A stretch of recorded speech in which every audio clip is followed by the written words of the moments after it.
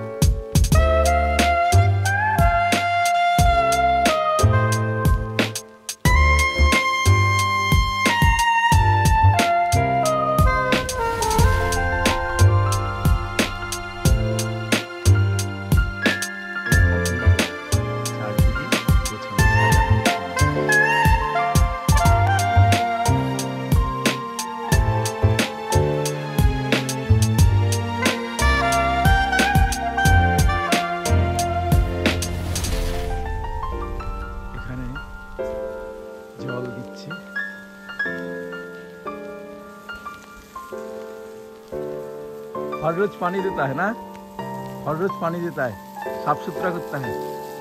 तुम्हारा नाम क्या है भाई? की नाम? किसान। शिक्षण किसान। किसान। कहाँ रहता है? लोकल है लोकल। काम काज करता है? जी। अच्छा, सैलरी मिलता है? जी। अच्छा, बहुत बड़ा ना ये रिसोर्ट।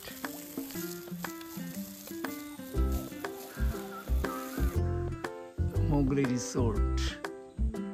রিসোর্টের অপূর্ব দৃশ্য আপনাদের সঙ্গে শেয়ার করছি। আমরা এখন বান্ধবগড়ে এসে পৌঁছেছি। বান্ধবগড় জঙ্গলের মধ্যে মোগলি রিসোর্টে। এই মোগলি রিসোর্ট খুব সুন্দর। আমরা এখন সুইমিং পুলে আছি। সুইমিং পুলে এক দাদার সঙ্গে দেখা হচ্ছে। ইনিও কলকাতা থেকে এসছে, সল্টলেক থেকে। দাদা আপনার নাম বলুন। আমার নাম মলয়কান্তি ভট্টাচার্য, আমি এসেছি সল্টলেক থেকে। কেমন লাগছে এই মোগলি রিসোর্ট?